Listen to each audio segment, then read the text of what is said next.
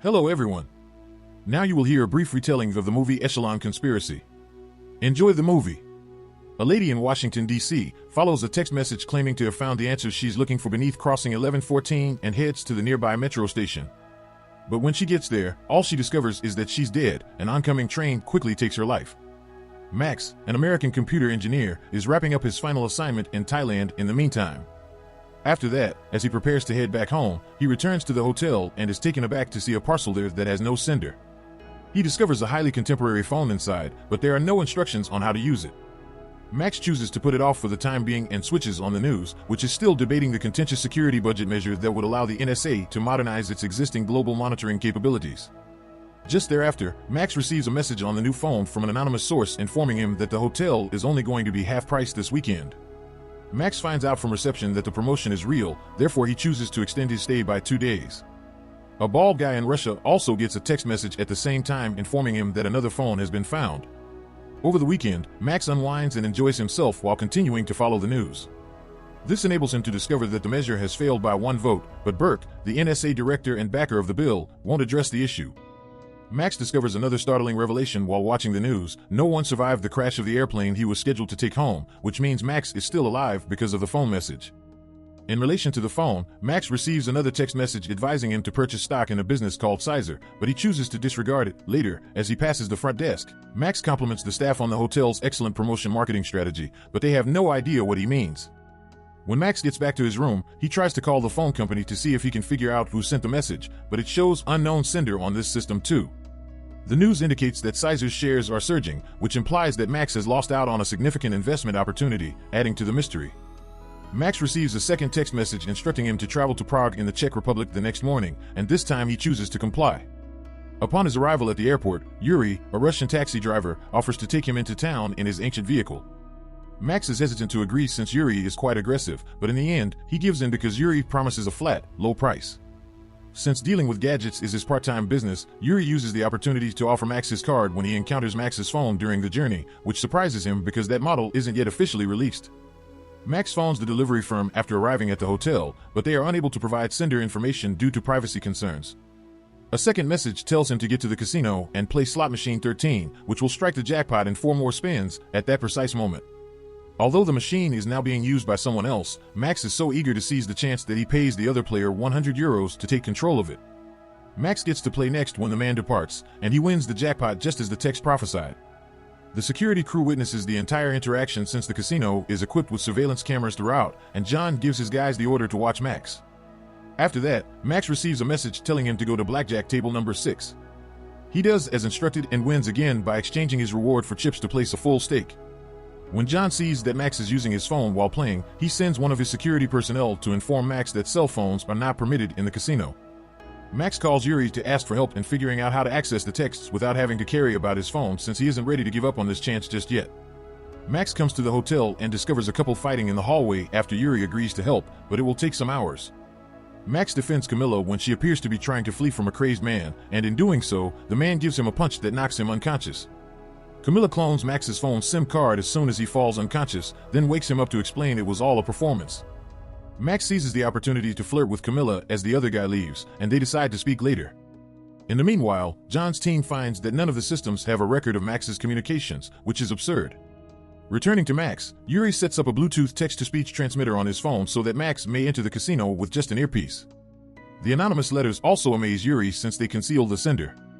Max wonders whether Yuri can figure out who sent them, but Yuri can only perform that kind of hacking in Moscow, where he has access to all of his cutting-edge tools and contacts. Max goes back to the casino and wins again by doing what he is told by his ears. John and his guys pursue him through the building after spotting this on the security cameras. Max is ready to step outside when he is stopped by FBI Special Agent Dave, who immediately takes Max into custody. Max is their person. John attempts to stop him, but Dave doesn't listen and takes him away, reminding John that he is no longer an agent. A little while later, Dave drags Max to an abandoned warehouse and uses his revolver to frighten him while questioning him about the phone. Dave trusts Max when he says he doesn't know anything, so he leaves him alone for a time. After using his resources to locate Dave's hiding place, John eventually makes it to the same building. Dave presents the information he has, realizing that John won't go without an answer, and that they are looking into individuals who are receiving financial advice through text messages. The receivers appear random other from the fact that they are all Americans. The woman from the metro station, who turns out to be an IT administrator at the Department of Defense, was the third person. The other two were executives at large credit bureaus and the realtor. In reality, she was instructed to disable the firewalls protecting the Pentagon servers in one of the communications. The sender can never be located, and since all of the receipts passed away under dubious circumstances, it is impossible to question them. Because the FBI was able to intercept the texts and use Burke's sophisticated monitoring system, they were able to locate Max beforehand.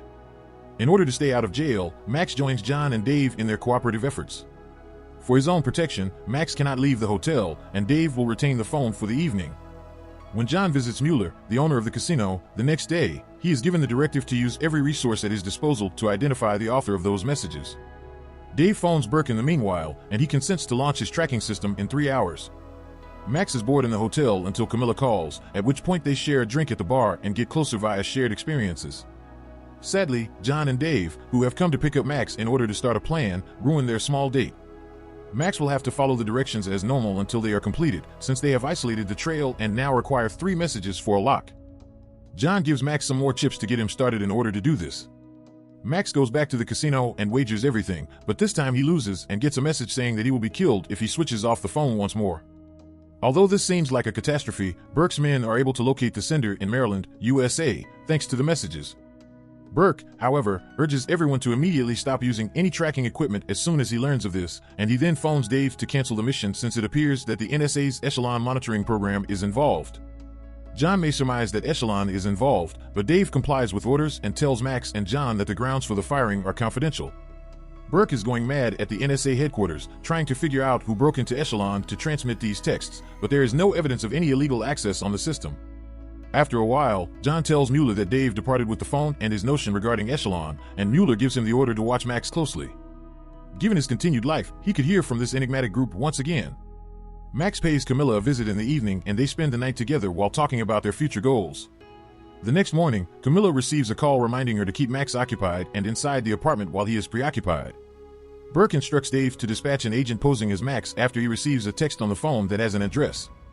Dave is correct when he believes that they cannot fool the texter in this way. The agent is killed in a vehicle accident at his destination as a result of someone tampering with the stop lights. Coming full circle, Max is keeping himself occupied by studying Echelon, a system that enables the NSA to intercept all emails and phone conversations made by civilians. They would have been able to install cameras in every home if they had implemented the modification that Congress rejected.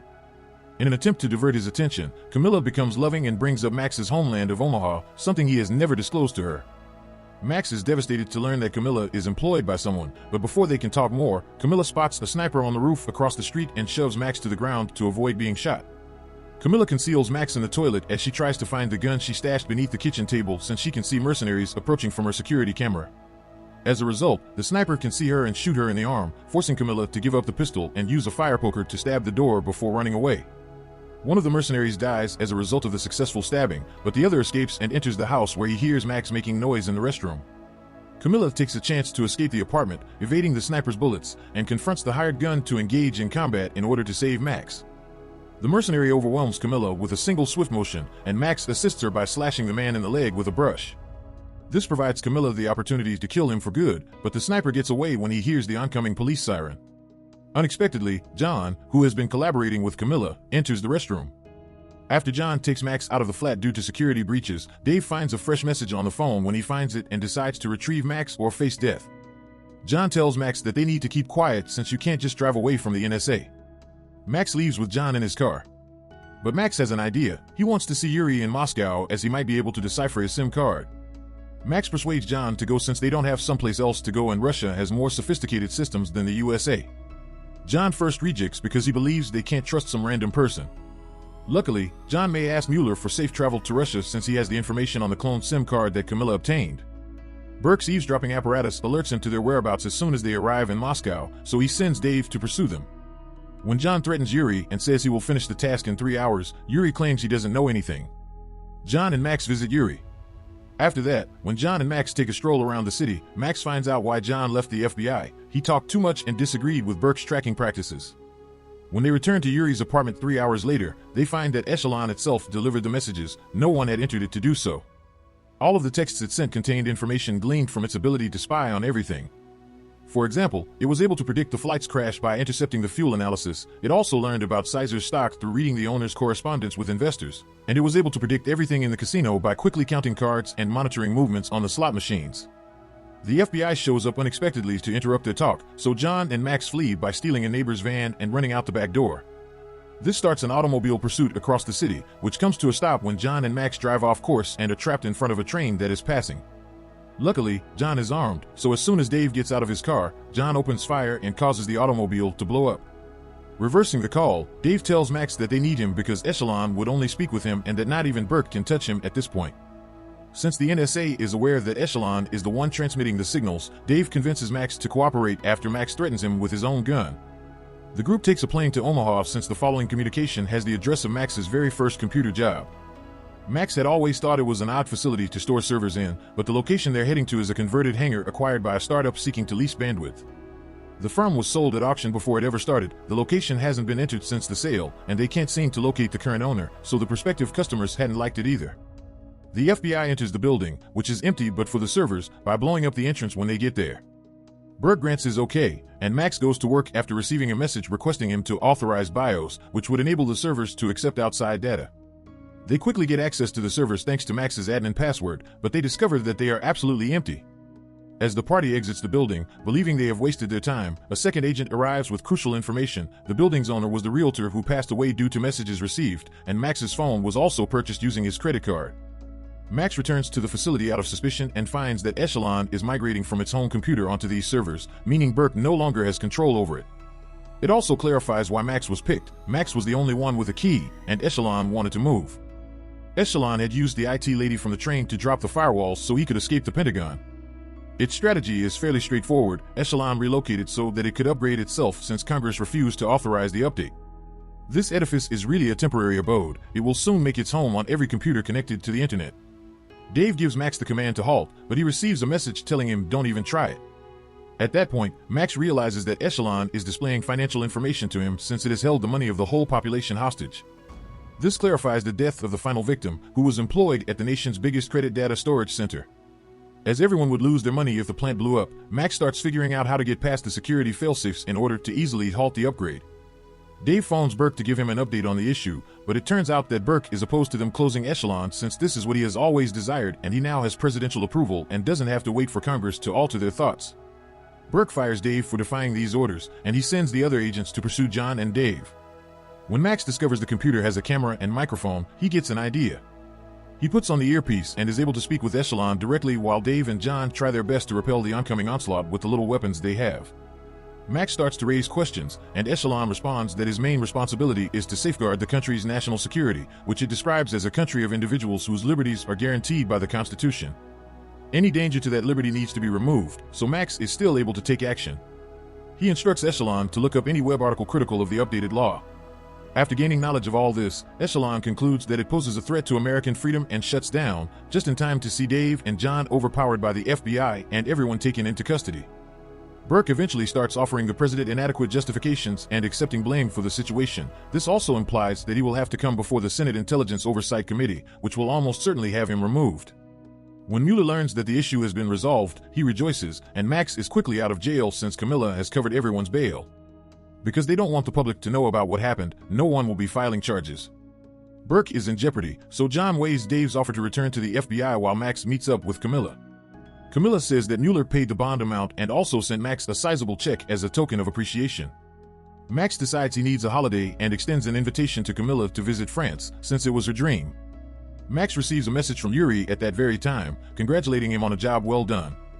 He's still in Moscow, but as Yuri says, things are starting to change for him. He changes his hair to be more presentable and shaves before putting back on his captain's uniform, since he has always been a member of the Russian security service. His supervisor, the brave guy from the start, praises him for what he's done and notes that it's helped the Americans make the correct choice.